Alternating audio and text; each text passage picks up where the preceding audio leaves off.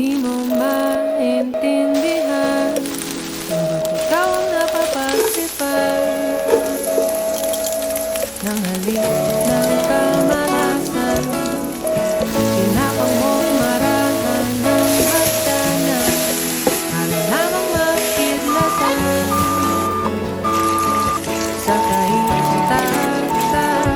Ngunit kaibigan, huwag kang magpapasinda. Kaibigan, easy lang sa iyan.